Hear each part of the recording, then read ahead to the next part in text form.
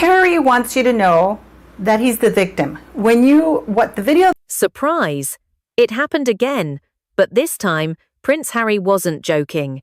The world has seen him speak at countless events, but nothing like this. At a men's wellness summit in California, the Duke of Sussex did something no one expected.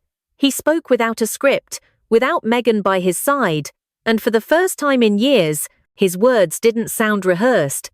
What he said next sent a thunderclap through the royal commentariat. Reporters in the room recall the moment with the kind of detail usually reserved for political scandals. A journalist asked a simple question: "Do you ever feel like you lost yourself in love?" For a split second, Harry smiled. Then his face changed. He hesitated, adjusted the microphone, and said quietly, "Sometimes freedom can look a lot like a cage. You could feel the air, leave the room." That single sentence has since been replayed across every network, dissected in endless comment threads. And yet, what made it shocking wasn't just the words, it was who he seemed to be talking about. For years, Harry and Meghan have been united in public, hand in hand, sharing the same statements, defending the same causes. But insiders close to the Sussex circle now whisper that something's different. "He's pulling away," one aide told a Los Angeles columnist. "You can see it in the pauses, in the tone. He's not defending her the way he used to. The timing couldn't be more explosive." Only a week earlier, the couple had been criticized for a staged video at a Dodgers game, a clip that now feels eerily prophetic. Meghan smiling broadly, Harry looking somewhere else entirely. Royal watchers have long noted the signs of fatigue. He once laughed easily, spoke with warmth. Lately, he seems withdrawn, calculating each word as if under invisible supervision. A body language expert quoted by The Telegraph described the shift as textbook suppression, the smile that doesn't reach the eyes. And yet, at the California summit, something cracked open. Psychologists online pounced on the quote. "That's not a metaphor about the media," said one commentator on X. "That's a confession about his marriage." Within hours, Number Freedom or Cage was trending worldwide. Memes flooded in, think pieces followed, and the British tabloids, always waiting for a slip, smelled blood. One headline the next morning read, "Prince Harry's cry for help?" Another simply, "Trapped." According to a source who attended the event, Meghan's name wasn't mentioned once, but her absence was deafening. Harry spoke of missing parts of home, of wanting to show his children, the place that made me who I am. Aides familiar with palace briefings say that kind of sentiment would have been unthinkable a year ago. "He's been media trained not to show longing," one insider explained. "If he's saying it now, it's because something inside him snapped." Behind the polished speeches and the Netflix deals, a quieter narrative seems to be taking shape. Those close to the couple describe tension under the marble floors of their Montecito mansion, a polite way of saying arguments behind closed doors. "He's exhausted," said another source. "He wanted a life of peace, she wanted a brand." For a man once hailed as the rebel prince, Harry's transformation from defiant royal to subdued husband is painfully visible. Yet tonight, that moment on stage, a sigh, a few unguarded words, has reignited a question many thought was buried. What did he really trade when he left the palace? Freedom or just a different kind of cage? And as the footage continues to rack up millions of views, one thing is clear: the world isn't ready to look away. Because this time, Harry didn't just hint at trouble. He opened the door to it. And according to people close to the Sussex camp, the fallout at home was immediate. Meghan, they say, did not take it well. But that, as several insiders warned, was only the beginning. According to multiple insiders, the moment the clip from California hit the internet, phones began buzzing inside the Montecito mansion. Meghan Markle was not pleased. That much, everyone agrees on. Within an hour, calls went out to their publicists, media partners, and at least 2 major streaming executives. Damage control had begun, but this time, it wasn't working. The clip was everywhere. Freedom can look a lot like a cage. The phrase had become a global headline. Impossible to erase, impossible to spin. One former aide told the Mail on Sunday, "She's furious, not because of what he said, but because she didn't approve the line first." According to this source, every project, interview, and even minor public remark from Harry typically passes through Meghan's PR gatekeepers. "Nothing goes out unless it fits the narrative," the aide said. That's her rule. It's a rule that, until recently, Harry followed without protest. But something has changed. Observers note a clear pattern over the past year. Harry attending events alone, speaking with a newfound directness that feels unscripted. Insiders describe it as a quiet rebellion. He's starting to push back, one longtime friend told The Telegraph. He's tired of being told what to think, who to talk to, what tone to use. For years, he believed it was about protecting their brand. Now he realizes it was about control.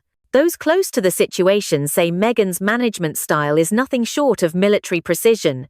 From wardrobe choices to the positioning of their children in photos, every image serves a purpose. She's built an entire empire on perception, says a former Hollywood publicist who once worked with her team. For Meghan, the story is the business. The moment she loses the story, she loses everything. And that's exactly what's happening now. The narrative is slipping. Harry's off-script remark cracked open the first visible fracture. "It's like watching a PR dam burst," one entertainment reporter in Los Angeles said. Once the audience smells authenticity, the old spin doesn't work anymore. Behind the scenes, Meghan is said to have doubled down. Several outlets claim she's holding emergency meetings with her advisors, exploring strategic pivots, code for changing the message before it's too late. The problem, as one senior PR executive put it, is that the message itself is the problem. "You can't repackage sincerity," he said. Harry spoke from the heart. You can't polish that into a brand statement. Meanwhile, Harry's behavior is drawing new scrutiny from royal observers. Gone is the confident, rebellious Duke who used to glare at cameras. In his place stands a man visibly uncertain, perhaps even disillusioned. Yet that uncertainty, paradoxically, has made him more relatable to the public. "People see the pain," one psychologist noted during a Sky News segment. They see the fatigue of someone who's realized that personal freedom doesn't always mean emotional peace. At the center of it all lies a simple but devastating tension.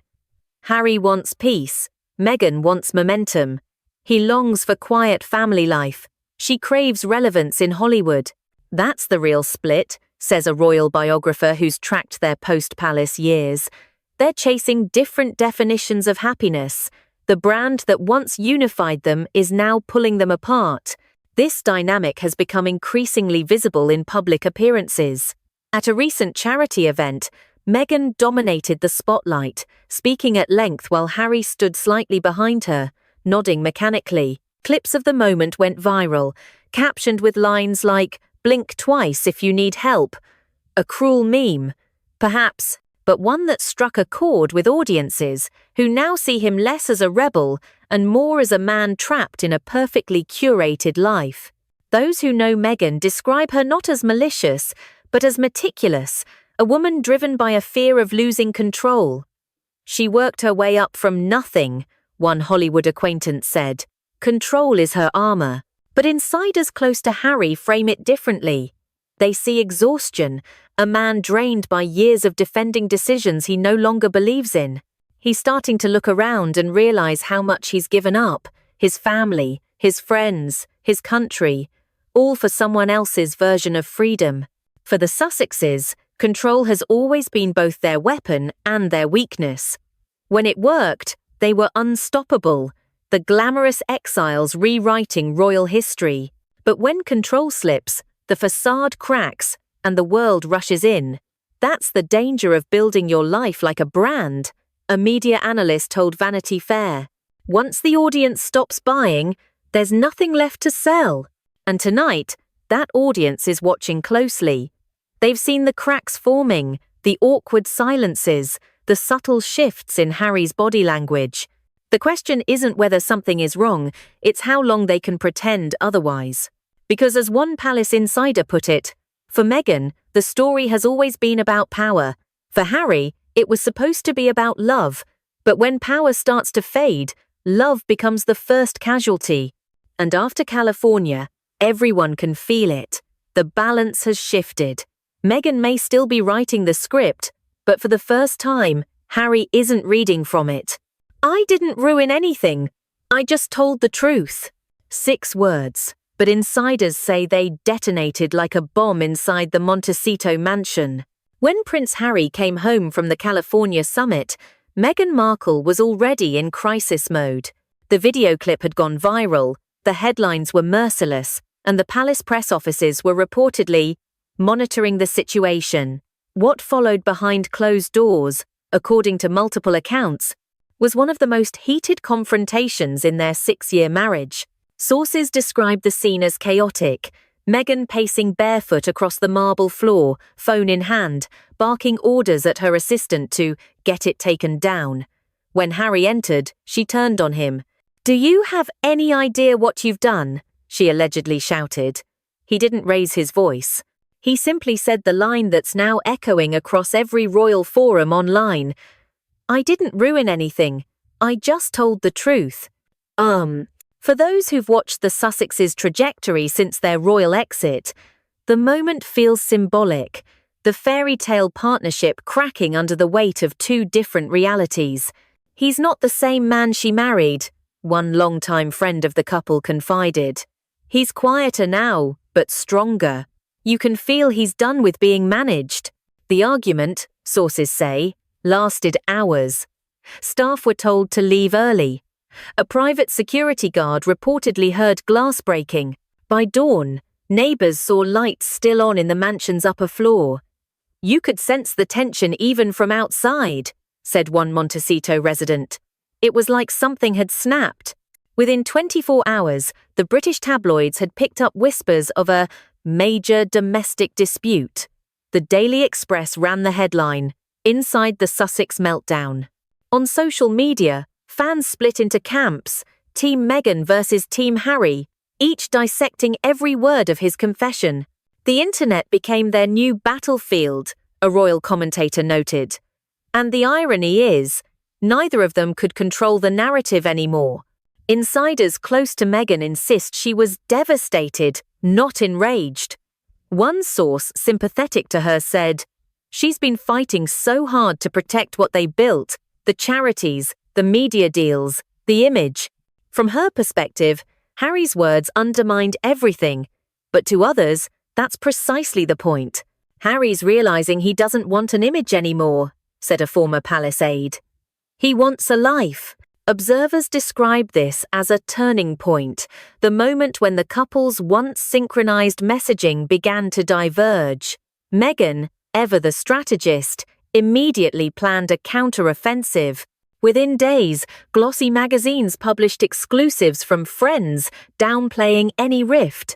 Yet the tone felt forced, even desperate. "The public's not buying it," said one media analyst. "They've seen this movie before." Spin can't erase sincerity. For Harry, however, this wasn't about public perception. Those close to him describe a man shedding layers of protection he no longer needs. He stopped attending certain Hollywood gatherings, spending more time hiking alone or visiting veterans groups. "He's rediscovering his voice," said a former army colleague. And the thing about rediscovery is, it threatens those who benefited from your silence. Behind the polished walls of Montecito, Meghan is said to be furious but fearful, not of losing Harry, but of losing control of the brand. She knows how fast sympathy shifts in Hollywood. A publicist familiar with her circle told The Times. "Once the narrative changes from love story to cautionary tale, it's over."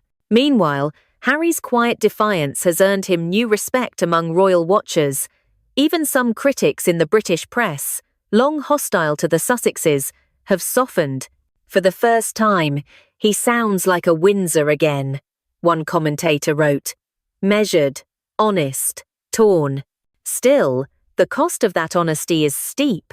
Insiders say Meghan has withdrawn from joint appearances, focusing instead on her solo projects. She's regrouping, one friend claimed, trying to remind the world she's the strong one. Yet that too may backfire. Independence looks different when the partnership starts to crumble, another source observed. The power dynamic that once protected her image now exposes it. As the dust settles, one truth becomes unavoidable. The fairy tale has fractured. Harry's declaration, those 6 words, have done what years of gossip couldn't. They've made the public feel the split, not just speculate about it. And in the court of global opinion, emotion matters more than evidence. Royal insiders whisper that even across the Atlantic, the palace is watching closely. They sense he's edging toward reconciliation, not with Meghan, but with his past, a former courtier suggested. If he returns, it won't be for privilege, it'll be for peace.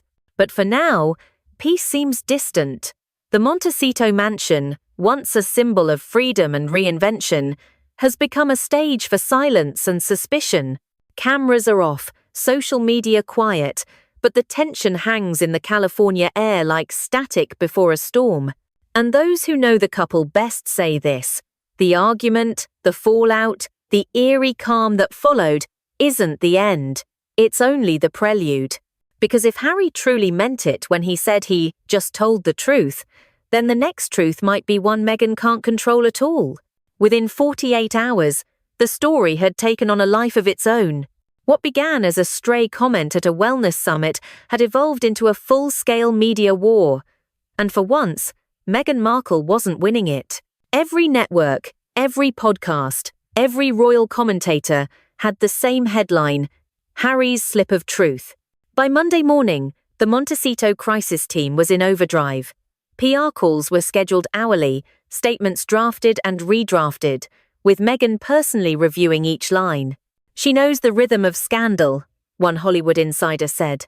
You don't wait for the fire to die, you drown it in noise. And drown it she did. By the end of the day, glossy publications were running sympathetic pieces. Harry's words taken out of context. The Sussexes remained strong. But the public didn't buy it. The clip had already been seen by millions. No spin could erase the image of Harry's tired eyes, that fractured smile, the voice that trembled when he said, "Freedom can look a lot like a cage." For years, Meghan had mastered the art of controlling the narrative. Every photo, every quote, every stage-managed moment told a story of defiance and unity. But now, the same media machine that once obeyed her was showing cracks. The story turned, said a digital editor at a major entertainment outlet. People aren't consuming their brand anymore, they're dissecting it. Behind the scenes, the atmosphere in Montecito grew tense. Staff described a house on edge, where every phone call felt urgent and every whisper suspicious. It wasn't anger anymore, said one former assistant. It was panic, the kind that comes when you realize the script no longer works. On social media, sentiment shifted dramatically. Where there was once admiration, there was now disbelief. Comment sections filled with posts like, "He looks miserable," and "She's protecting herself, not him." A YouTube commentator with nearly 1 million subscribers put it bluntly, "For the first time, Meghan's not the narrator, she's the subject."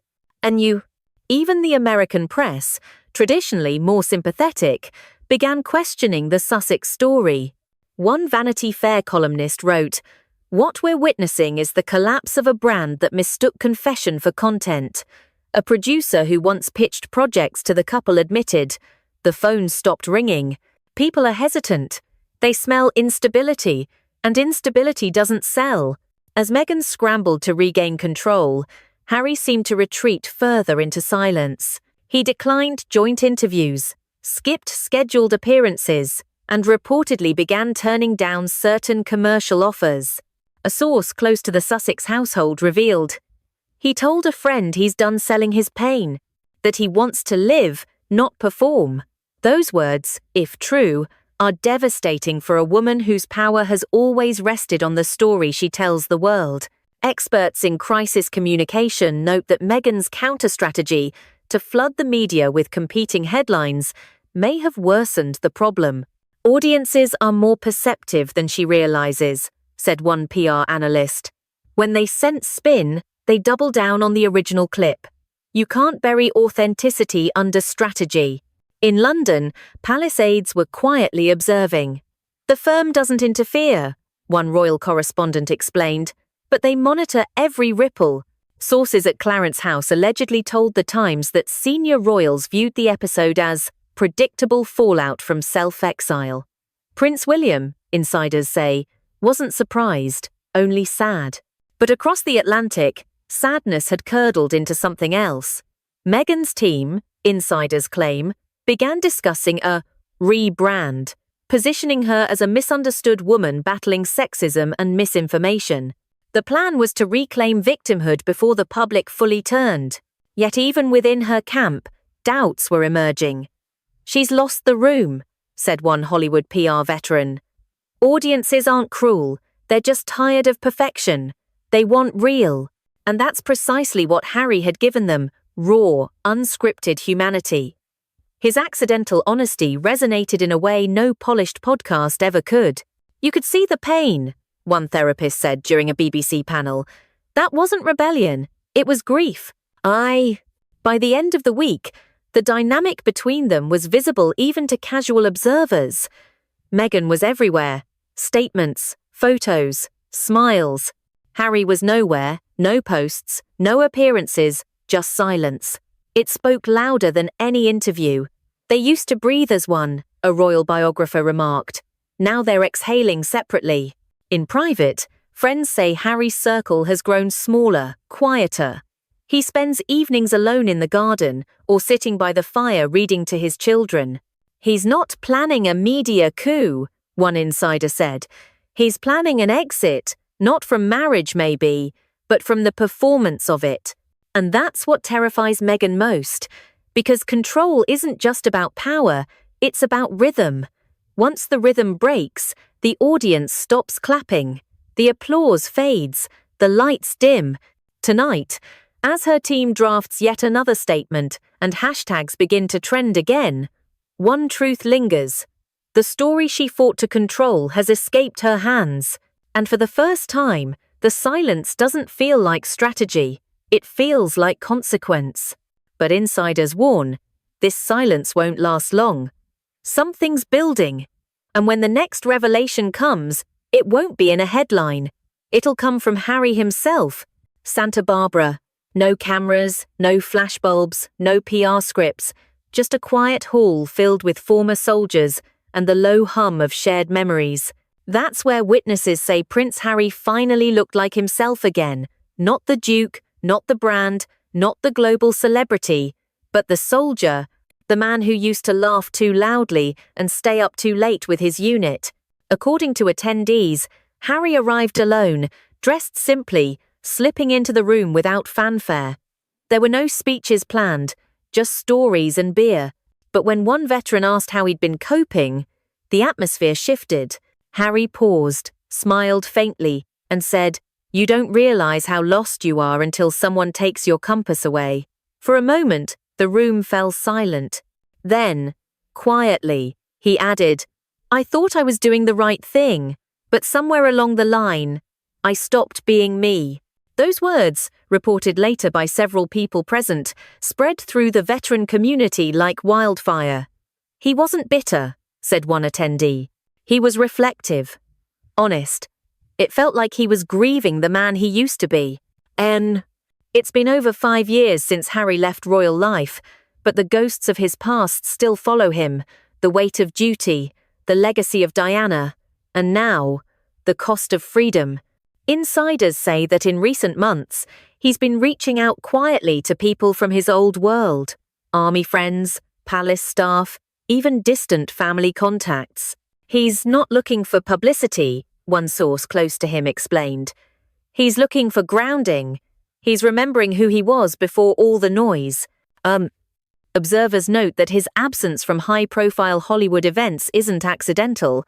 He's stepping away, a royal correspondent said. You can see it in his choices: veterans over red carpets, reflection over performance. For a man whose every move has been analysed for years, these small decisions speak volumes. Meanwhile, Meghan's focus appears elsewhere.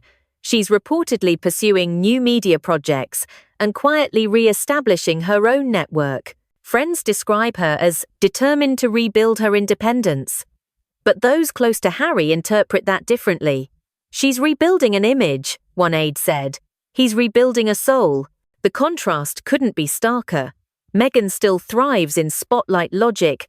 Visibility equals survival. Harry, however, seems to have realized that peace demands invisibility.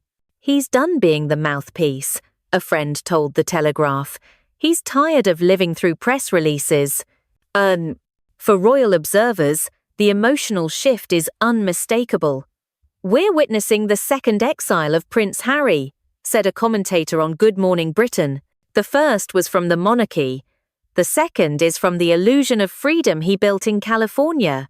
But in that quiet hall in Santa Barbara, there was no illusion, just a man talking about identity, love, and loss." "He looked lighter," said another veteran. "Not happy exactly, but honest. And perhaps honesty is the only currency he has left. Because for all the luxury, the mansions, the million-dollar deals, insiders say Harry's found none of it satisfying. He misses simplicity," said one former aide. "He misses being useful. The irony is, the more he tried to escape the palace, the more he built another one, made of glass, and he's trapped inside. For Harry, that glass seems to be cracking.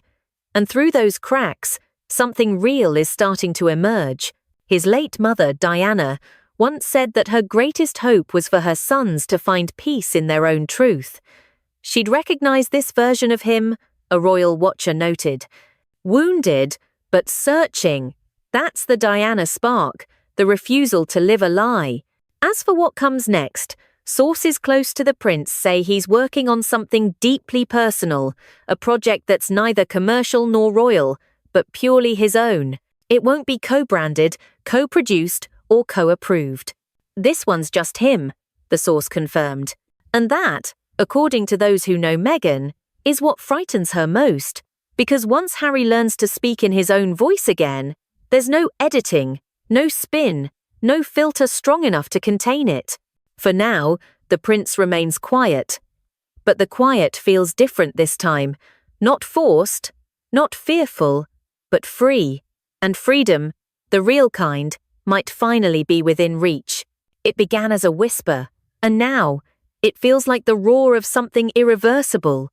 For months, royal watchers have speculated about what comes next for the Duke of Sussex.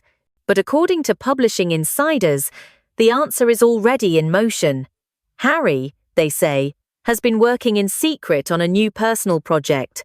Not a documentary, not a memoir sequel. Something raw, stripped back, and, most importantly, not approved by Meghan.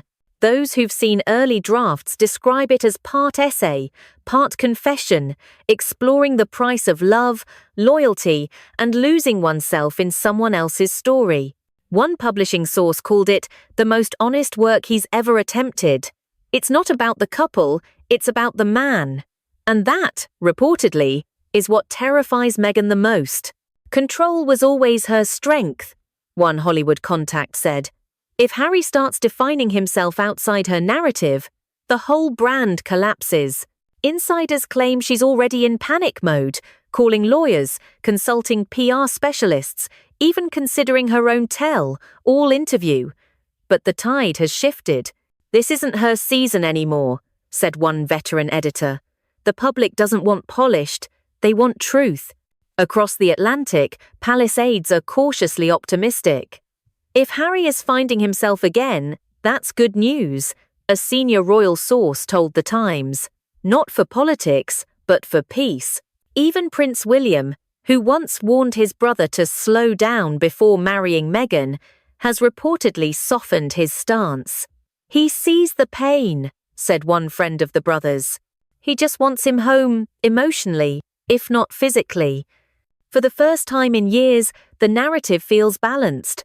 Meghan is strategizing, Harry is reflecting.